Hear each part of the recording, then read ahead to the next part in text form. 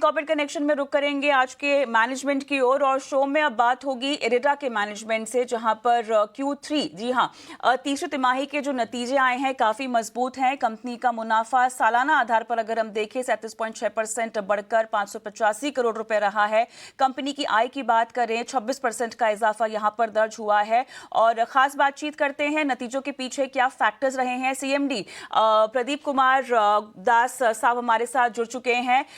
Pradeep sir, स्वागत है आपका कॉर्पोरेट कनेक्शन में और शानदार नतीजे, कॉन्ग्रेचुलेशंस। और जो नतीजे यहाँ पे तमाम फ्रंट पर पेश हुए हैं, खासतौर से प्रॉफिटेबिलिटी की अगर मैं बात करूं तो किसका श्रेय, किस फैक्टर को आप श्रेय देना चाहेंगे? धन्यवाद। पहले तो हमारा जो प्रॉफिटेबिलिटी या लोन डिसबर्समेंट सैंक्शन ये लास्ट 23 क्वार्टर से लगातार वृद्धि हो रहा है और लोन बुक का जो ग्रोथ है 28% ईयर ऑन ईयर हुआ है और 27 to 28% 5 ईयर का CAGR है। तो ग्रोथ हमारा बड़ा स्टेडी रहा है। सिर्फ जो कंसर्न था जून में जनसल का होने के बाद जो प्रोविजनिंग बढ़ा था, जिसमें NPA कंसर्न था, तो वो इस बार अगर देखेंगे इस 9 मंथ्स में ऑलमोस्ट लगभग 238 करोड़ का रिकवरी हुआ है।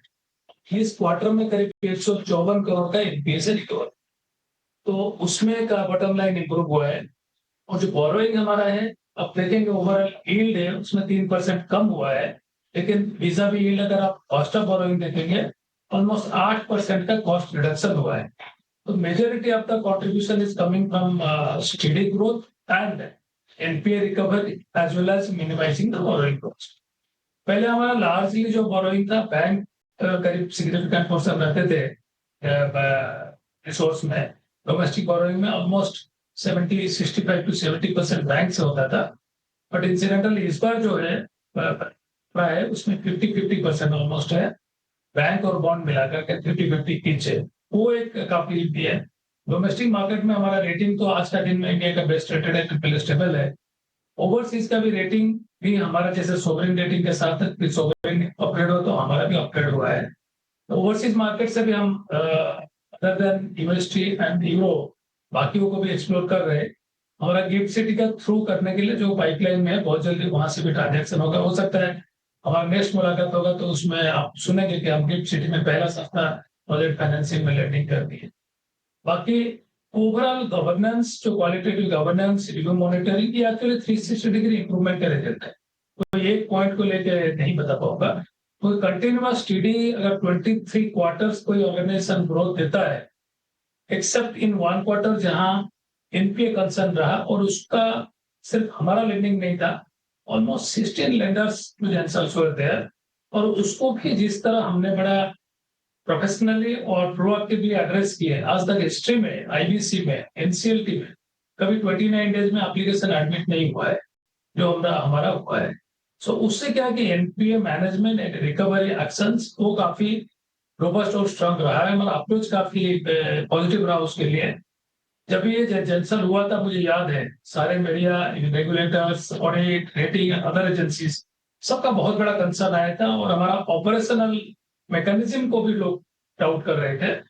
बट जब बाद में पता चला कि नहीं, हमारा consistency in corporate governance is so solid और हमारे NPA management is so strong, तो RP अपॉइंटमेंट करके जेंसल का मैटर को भी स्मूथली धीरे धीरे करने जा रहे हैं जी। और ये जो क्वार्टर में मैंने बताया रिकवरी हुआ है 124 करोड़ का लगभग हुआ है।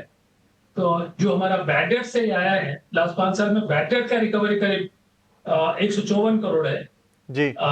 मैं 5 साल का अगर बताऊं तो ये ओवरऑल 360 डिग्री इंप्रूवमेंट का है। बिल्कुल बिल्कुल। सर, दो चीजें टेक अवे है मेरे लिए। एक तो पहली चीज ये कि NPA रिकवरी, आप कह रहे हैं कि NPA रिकवरी बहुत शानदार रही है, उसकी वजह से ये क्वार्टर काफी मजबूत रहा आपके लिए। दूसरी चीज, कॉस्ट ऑफ बोरिंग काफी कम हुई है, ये एक सपोर्ट देने वाला फैक्टर था आपके बेसलाइन को। एक चीज मैं पूछना चाहता हूं सर, सेगमेंट वाइज, क्योंकि आपके सेगमेंट्स अगर हम देखें तो सेगमेंट वाइज अगर देखें तो आपका सोलर थर्मल जो है या SPV जो सेगमेंट है वो 25% के आसपास का है, उसके अलावा आपका विंड जो है वो 12% के आसपास है। तो ये दो बड़े आपके सेगमेंट हैं। लेकिन अगर रेवेन्यू और इस क्वार्टर का अगर हम रेवेन्यू देखें तो उसमें सबसे बड़ा कंट्रीब्यूशन किसका रहा है? क्या जैसे आपके बिजनेस रही है उसी हिसाब से सेगमेंट कंट्रीब्यूशन रहा है या फिर उसमें कुछ मिक्स चेंज हुआ है?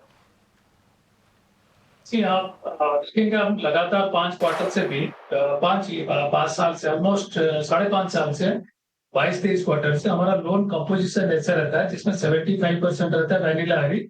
वैनिला मतलब ये विंड सोलर हाइड्रो, जहाँ पे रिस्क असेसमेंट काफी हद तक हम कर पाते हैं, कोई भी लेंडर लेंड करने के लिए इस क्षेत्र में रेडी होता है।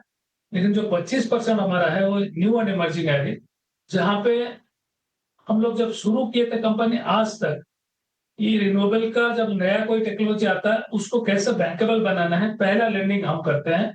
ग्रीन हाइड्रोजन हो, बैटरी स्टोरेज हो, इवन आगे बैटरी मैन्युफैक्चरिंग में आएगा, इवन ई मोबिलिटी, जो भी जेंसल का मैटर हुआ ई मोबिलिटी का था। और ये मोबिलिटी सेक्टर का कोई इशू है नहीं, लेकिन जब हम करना चालू किए, हमारा देने के बाद बाकी 15 लेंडर आ गए उनको देने के लिए। तो टेक्नोलॉजिकल जो इंटरवेंशन है, इनोवेशन को फंडिंग करना, वो हम लोग का फोटो बता सकते हैं। तो ये 25% हमारा एसेट हमेशा ऐसे ही रहता है। और टोटलिटी में देखेंगे तो ऑलमोस्ट 73% एसेट जो है गवर्नमेंट स्पेस में है, 25 to 27% जो है वो प्राइवेट स्पेस में है। तो ना अगर आप देखेंगे ये स्टेडीली मेंटेन होता है। बाकी विंड सोलर में कभी 24, कभी 25, कभी 26 ऐसे ही रहता है। आप देखेंगे वैनिला आईडी जो है बड़ा कटथ्रोट कंपटीशन है।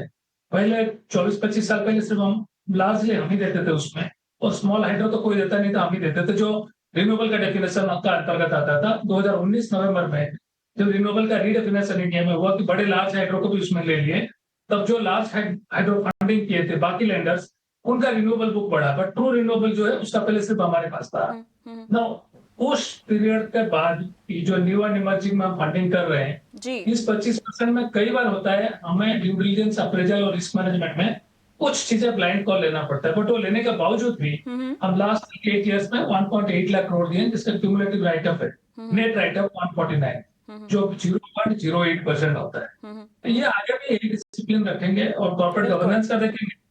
I think in the country were the first company in the banking non banking space में है जी जो पहले अपने रिपोर्टेड रिजल्ट देते हैं, और पीरियड जिस दिन खत्म होता है उसी दिन हम प्रोविजनल फिगर भी दे देते हैं लोन बुक का, जो बाकी कोई नहीं कर रहे हैं। जी जी एक सवाल पूछना चाहेंगे सर, इरेडा कोई ओवरसीज डेट मार्केट को एक्सप्लोर करने की कवायद कर रहा है क्या? बिल्कुल करेंगे, क्योंकि अभी जब भी हम ओवरसीज मार्केट करेंगे, आज का हमारा रेटिंग काफी अच्छा है, start par with the sovereign rating है। हम रिसेंट पास्ट में गए थे, जापान विजिट किए थे, तो जेपीवाई फंडिंग भी किए थे। तो वहां पे पहले तो सरप्राइज हुई कि इस तरह कंपनी, इस तरह का कॉर्पोरेट गवर्नेंस किसी गवर्नमेंट स्पेस में होता है, और turn around time application to loan इतना क्विकेस्ट पॉसिबल टाइम में होता है, और इतना क्यूमुलेटिव राइट ऑफ कम है, ये बड़ा सरप्राइज हुआ। और उसके बाद जब हम फंडिंग रेज किए, हमें नॉर्मल जो होता था पहले उससे 10 ऑलमोस्ट 8 to 10 बेसिस पॉइंट्स का सस्ता मिला। और अभी जैसे आप डावोस में जा रहे हैं, डावोस में पार्टिसिपेट करेंगे, तो ग्लोबल प्लेटफॉर्म में जो भी इन्वेस्टर्स है, क्योंकि रिन्यूएबल एनर्जी का जो ग्रोथ इंडिया में हुआ है, ये बड़ा फेनोमेनल ग्रोथ हुआ है। उसका सही तरह कम्युनिकेशन शायद हम और बेहतर कर पाएंगे, और उसको हम प्रयास करेंगे। और जो renewable investment, if it is managed well, then it is almost risk free. इस चीज को भी हमें सेल आउट करना है। जो मेरा उम्मीद है आगे चल के जो ओवरसीज ग्रीन हाउसेस है, उनको क्या चाहिए, उनको सस्टेनेबल गारंटेड रिटर्न चाहिए, और उनका अकाउंट सेफ होना जरूरी चाहिए। इवन प्रोविडेंट फंड से भी उनको ज्यादा बेटर होना चाहिए।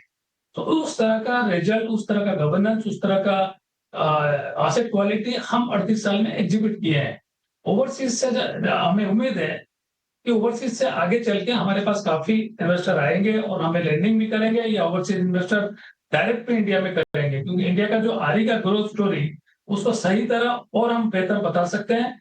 मेरे ख्याल से जो डावोस का वर्ल्ड इकोनॉमिक फोरम का प्रोग्राम है, जो फिर I be part of the government of India delegation, अभी तक तो यही है। अगर मैं जाता हूँ और हमारे टीम रहेंगे वहां पे, रिसोर्स टीम भी वहां पे, जितना इन्वेस्टमेंट हाउसेस से पॉसिबल है उनसे भी कोऑर्डिनेट करेंगे, डायरेक्ट कनेक्ट करेंगे। मेरे ख्याल से सही तरह का कम्युनिकेट करने के लिए अच्छा प्लेटफॉर्म और अच्छा अपॉर्चुनिटी है, सिर्फ इरेडा के नहीं, क्योंकि रिन्यूएबल एनर्जी 22.6% का सीएजीआर का रेट में ग्रो किया है इंडिया में। और रिन्यूएबल का आंकड़ा जो मैंने दिया, हमारा करीब 28% का लोन बुक का ग्रो किया है। और उसके बाद अगर इस तरह का एसेट क्वालिटी हम मेंटेन करते हैं, being the largest pure play green finance company, और रिन्यूएबल में अनलाइक फॉसिल फ्यूल, यहाँ पे प्योरली 80% ऑलमोस्ट प्राइवेट सेक्टर से इन्वेस्टमेंट आता है। प्राइवेट सेक्टर को लेंड करके एसेट क्वालिटी मेंटेन करना, और क्यूमुलेटिव नेट राइट ऑफ इतना कम रखना, वो सबसे बड़ा उपलब्धि है। आई थिंक हमें आगे चल के इस तरह सही तरह अगर हम कम्युनिकेट कर पाएंगे ग्लोबल प्लेटफॉर्म में, तो हमें आगे ओवरसीज का पैसा सस्ता भी मिलेगा। बिल्कुल बिल्कुल सर, आपने जेंसोल की बात की, लेकिन इस क्वार्टर में भी आपकी प्रोविजनिंग नंबर्स को अगर देखेंगे तो थोड़ा इंक्रीज वहां देखने को मिला है, प्रोविजनिंग नंबर्स जो है वो बढ़े हैं। कोई स्ट्रेस एसेट दिख रहा है क्या जिसकी वजह से प्रोविजनिंग एसेट्स बढ़ाने पड़े हैं, कुछ उसके पीछे की वजह? नहीं, जो प्रोविजनिंग हुआ है ये जेंसोल में ही लार्ज बढ़ाने बताने लायक है आपको, क्योंकि ये जून में अप्रैल में ये एपिसोड ब्लोन अप हुआ था। जून में हमारा प्रोविजनिंग स्टार्ट हुआ। जैसे जैसे हम जर्नी करते गए तो हम प्रोविजनिंग बढ़ा करके इसीलिए रख रहे हैं। देखिए, एनपीएफ होना और प्रोविजन करना ये नॉर्मल प्रोजेक्ट फाइनेंस कंपनी का दस्तूर है ना। अल्टीमेटली आपका कितना बैड डेट होता है और राइट अप कितना होता है, वो इंपॉर्टेंट चीज है। अगर हम उसको देखेंगे, हमारा इतिहास बड़ा सॉलिड बोलता है। और जिस तरह प्रोएक्टिव मेजर लेके हमने एनसीएलटी में एडमिट करा के आदमी अपॉइंट करके उनका काम आगे बढ़ाया। दो तरह का लोन उसमें था, एक तो व्हीकल लोन था और एक ईपीसी सोलर प्रोजेक्ट में एग्जीक्यूशन का काम था, तो कम था लोन, ई मोबिलिटी में ज्यादा था ना। इसमें RPI already majority of the car को ट्रेस करके उनको रीरन करने के लिए तैयार कर रहे हैं। और ऑलरेडी कुछ कार रीरन होना चालू हो चुका है दिसंबर में, और उम्मीद है 1 से 2 महीने में बाकी जितने कार आए हैं उसको भी करेंगे। और as a matter of complete recovery process हम अपॉर्चुनिटी एक्सप्लोर कर रहे हैं बिडिंग प्रोसेस के थ्रू, क्योंकि इस बिजनेस स्पेस में काफी इकोनॉमिकली फिजिबिलिटी वाइबिलिटी है। क्योंकि बाकी मोबिलिटी इस पे जो डेवलपर्स है या इन्वेस्टर्स है या प्लेयर्स है, they are doing pretty well. इसलिए we are confident when we go out completely for this IBC mode and resolution plan for this through the RP. And I think we may not have that big dent in our book. And second thing, ये एक नया sector था, शुरुआत किए थे और हमारा अलावा 16-15 और लैंडर उसमें दिए हुए हैं। अगर सिर्फ हम अकेले दिए होते तो शायद सोचते, बट इसमें एक पॉइंट ये भी मैं बोलूंगा, अगर ये 16 ना होता, हम अकेले होते, शायद हमारा रिकवरी एक्शन और फास्टर होता। अभी 16 को लेके कमिटी ऑफ क्रेडिटर में जहाँ पे हमारे मेजोरिटी भी नहीं, मेजोरिटी मतलब जो एब्सोल्यूट मेजोरिटी आपको 66 या 68% चाहिए, वो नहीं है। हमें उसमें दूसरा लेंडर का सपोर्ट लेना पड़ता है। और जिस स्पीड में इरड़ा मैनेजमेंट जिस स्पीड में एक्शन लेता है, शायद बाकी लोग इतना, क्योंकि सबका ऑर्गेनाइजेशन का design structure delegation of power अलग अलग होता है। हमारे यहाँ पे स्पीडी एक्शन होता है, जो हम सोचते हैं उसको अक्सर में ट्रांसलेट करने के लिए बहुत कम समय लेते हैं। और इसका बावजूद भी हम सबसे पहले ऑडिटेड रिजल्ट को, यही स्ट्रेंथ आपकी मेरे ख्याल से हर तिमाही आपके नतीजों पर भी दिखती है, और जिस तरह से भरोसा जो है शेयर धारकों का वो बढ़ता रहता है आप पर। बहुत बहुत धन्यवाद, आपने समय दिया, जुड़े हमारे साथ, तमाम सवालों के जवाब दिए आज। शुक्रिया सर। धन्यवाद। और कॉर्पोरेट कनेक्शन को आज हम यहीं समाप्त करते हैं, लेकिन एक छोटा सा ब्रेक लेंगे। ब्रेक के उस पार क्लोजिंग कॉल, बने रहें।